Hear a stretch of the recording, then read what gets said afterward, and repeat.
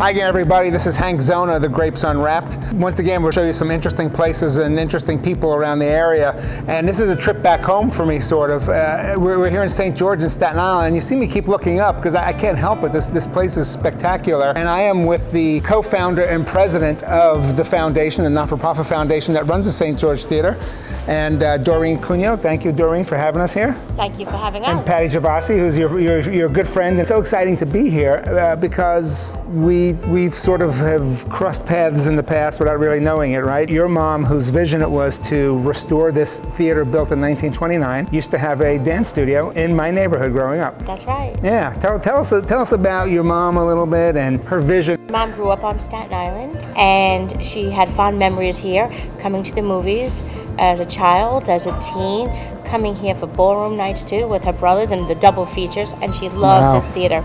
She also used this theater to host her annual dance recitals up until probably the 70s, because then it really fell on hard times, and it was closed for nearly over 3 decades. Few attempts in between to open it, from the nightclub, the antique showroom, the roller rink. It was a roller rink, right? Right. Yeah. Everything but a legitimate theater. Your mother was Mrs. Rosemary, because in my neighborhood in South Beach growing up, every little girl spent at least some time at Mrs. Rosemary's dance studio. That much I remembered.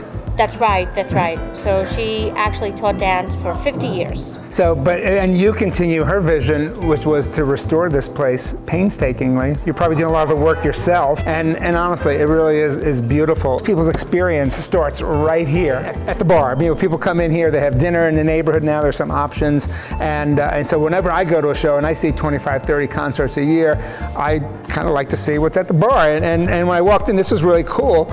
You had the Begonia Sangria. There's some spectacular Spanish-oriented murals here, and I think this goes incredibly well with the motif in here. This theater was built when? 1929. Opened in 29. Opened in 29. So we're going to get a chance to walk around a little bit and see some of the space, right? Oh, and beautiful new seating. Please take a look at that. Upstairs, we installed new carpeting, but it's the original design from 1929. Really? Wow.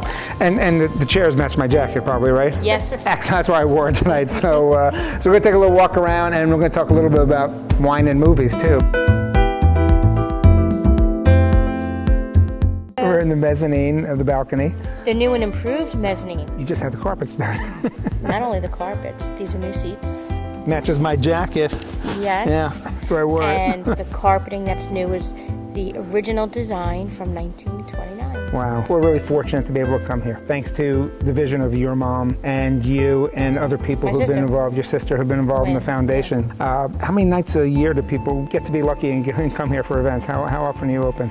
We have about 100 events, which include school shows in the morning for children, includes our live performances, our public performance series, and movie nights, and graduations and dance recitals. You recently had a Rocky Horror Night, didn't you? Yes, that was fun. And the big screen right there. I mean, just the opportunity to come see something on a big screen is amazing. But then again, to be surrounded by this beautiful palace, and it's a palace. These are movie palaces, right? What took the longest to restore here? I wouldn't use the word longest, but a few difficult projects were the rigging system backstage. And then eventually in 2010, with the funding that our elected officials gave us, Molinaro, Mike McMahon, all the council members, Otto, Debbie Rose, and Cusack, and Department of Cultural Affairs. The Mayor Bloomberg was wonderful. Kate Levin from DCA, wonderful. They realized the validity and the importance of this theater opening and the impact we make on the community. It's the future. Bright future. Right? It is a bright future. Just like the lights on the stage or the concert coming up,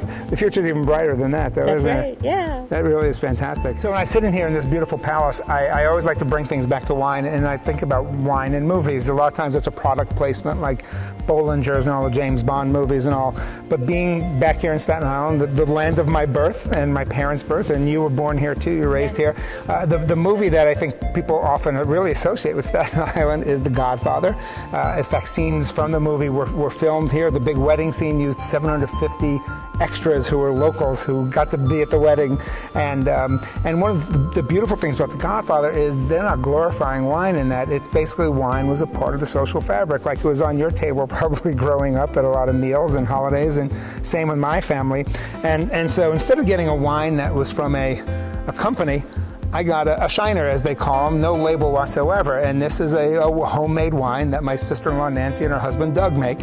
And I thought, you know what, this is the kind of wine to have that kind of ties into Staten Island and ties into the Godfather movie.